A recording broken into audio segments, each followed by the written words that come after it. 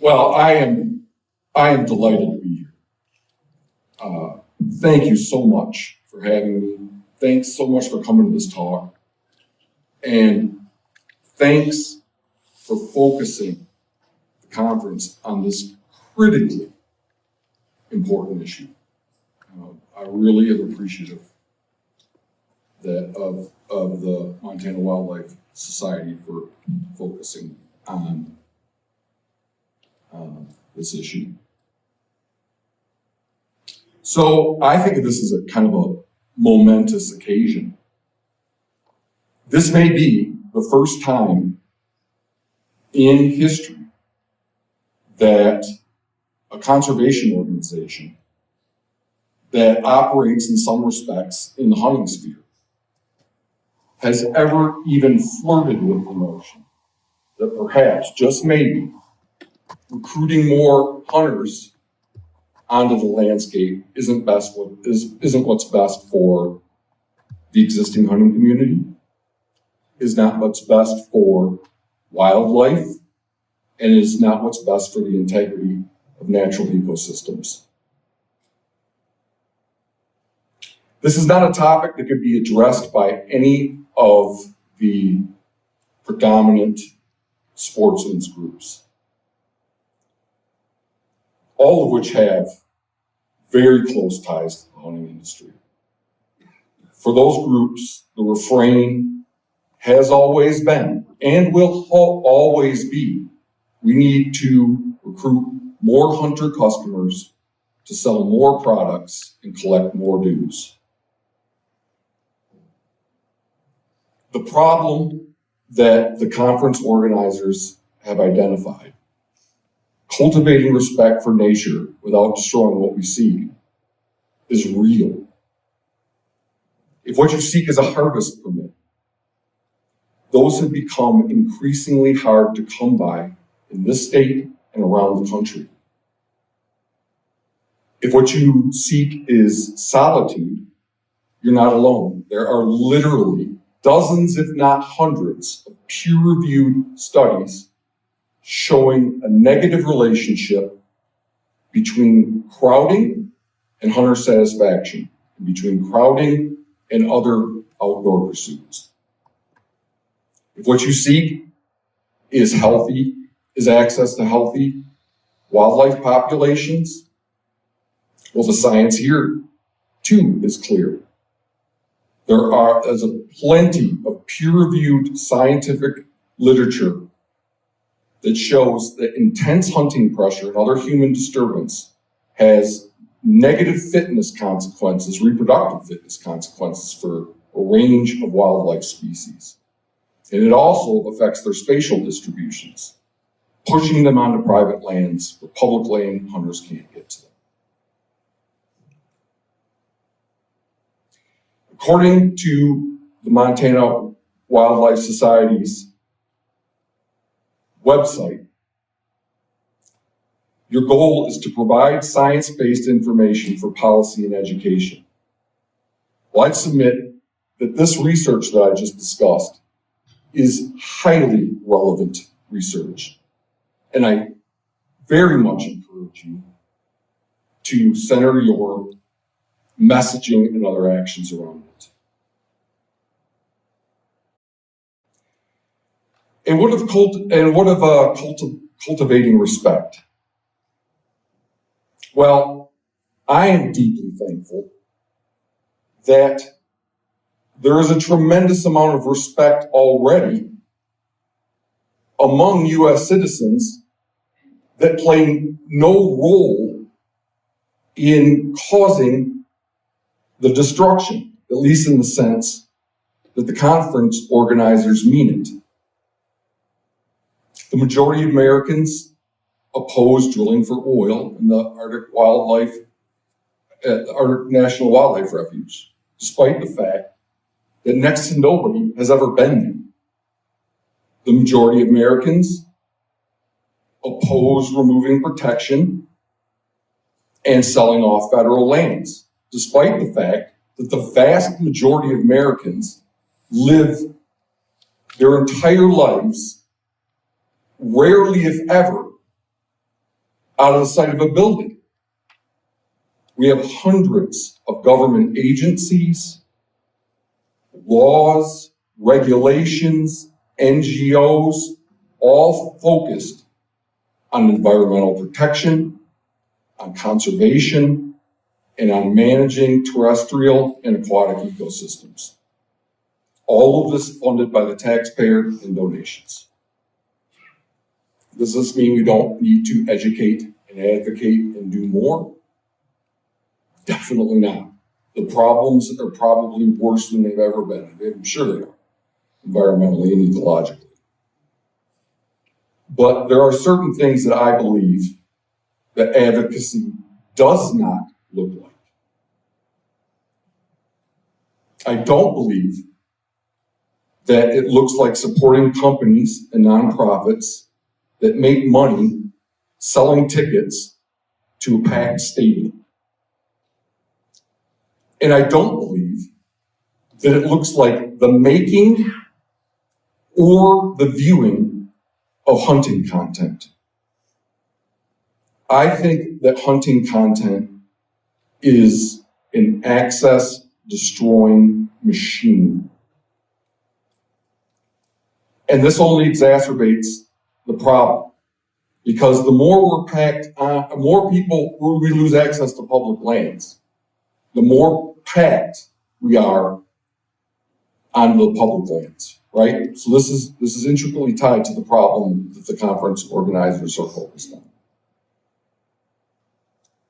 Hunting social media has turned hunting into a popularity contest, where Bill shoots a bigger deer than John, so John then increases the size of his lease so he can get the big one next year.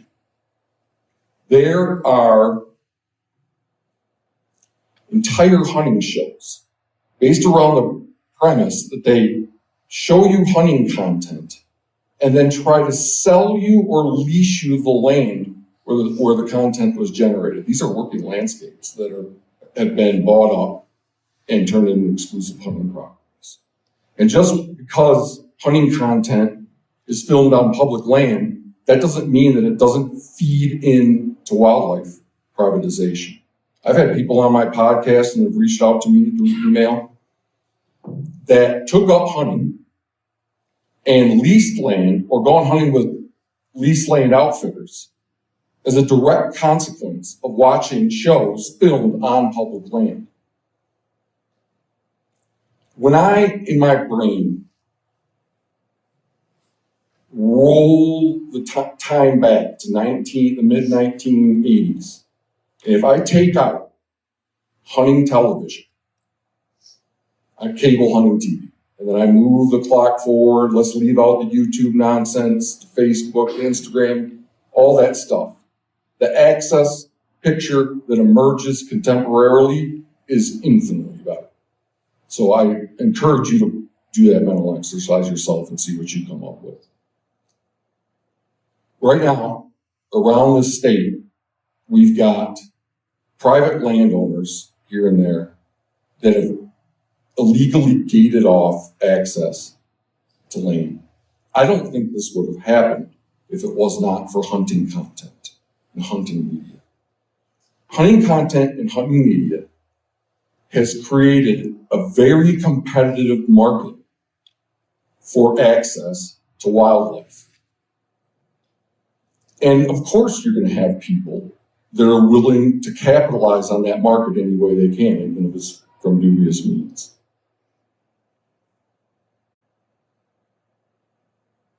Another problem with hunting media is that it incentivizes hunting for not unhelpful reasons.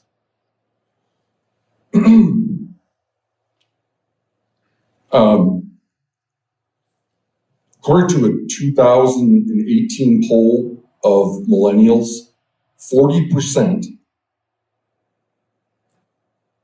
would not go on a vacation that they couldn't post about on Instagram. And I wonder how many deer and elk and other wildlife are killed every year, primarily so somebody can put it on social media.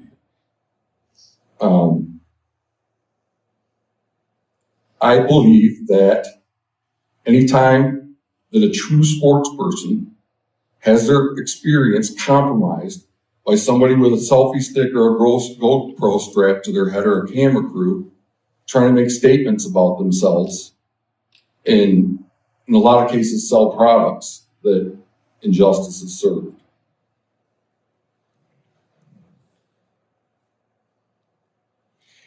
It doesn't take a PhD research ecologist, though I am one, to realize that there are limitations on what natural ecosystems can handle. And I just don't believe that those limits should be being tested by people that are trying to draw attention to themselves and build platforms. One of the counter arguments I always hear is that the hunting population is aging and shrinking. And this is just not true. According to the most recent Fish and Wildlife Service report, and these are the best data we have, there are as many or more 16 to 24-year-olds hunting now than in any other age bracket. And except for a 10-year blip between 1975 and 1985, there are as many or more, when we had a lot more land to hunt, there's as many or more hunters now than at any point in U.S. history. There's the argument that we need to generate hunting content, recruit hunters to fund conservation. And meanwhile, the funding picture is at historic all-time highs, and it has been so for years. There's this idea that we need to generate hunting content and attract new hunters to maintain our reputation and preserve our rights. I find the argument that we need to put dead and dying animal content on social media and YouTube and what have you to protect our rights utterly bizarre, particularly when you consider that it has been directly responsible to hunting bans. I'm aware of zero empirical evidence that putting more hunters on the landscape protects our rights. I believe that there's a very good chance if we increased hunters as a percentage of the population from 5% to 9%, it might even bring it to a head and end hunting. It'd be twice as many people putting controversial stuff on the computer, on social media. Whatever the rationale, it does not appear to be working. According to the latest responsive management report, public acceptance has declined statistically significantly from 81 to 77% in just the last 2 years. I believe that we need a new generation of role models for hunting, for wildlife, for conservation. And I believe that these people need to be employed outside of the hunting industry and derive no financial benefit from the hunting industry. Because once you start to accept money from the hunting industry, you're no longer in a position to take tough stances. I could rattle off, in interest in time I won't, 6 or 7 things right now. They're so egregious, but you'll never hear a hunting celebrity even mention them, let alone have it be a part of their everyday messaging. So I'm hopeful. I look around here in this room and I see a lot of young folks, bright minds. And it's my hope that some of y'all have the passion and courage it would take to be the next generation of leaders. Because I believe when it comes to hunting, the current generation has done nothing but make things worse. My group is also trying to provide leadership. Hunt Quietly, we're trying to address some of the major cultural issues, cultural toxicity surrounding running, the greed, the self-promotion. And I'm also involved in a nonprofit that I started with some friends that's now spreading across the country to other states called Hunters for Access. And what we do is we show appreciation to landowners that are enrolled in state programs like the block management program that allow public hunting. We do work projects, we give appreciation gifts, that sort of thing. So yeah, you can check out Hunters for Access at huntersforaccess.org. You can check out huntquietly.org. We also have an Instagram account, and we're on Reddit as well. We're having a fundraiser for Hunters for Access. I got some raffle tickets in the back. Guys, if anyone wants to have a shot at winning some pretty nice stuff and do what's right to thank landowners that are allowing public access. Thank you.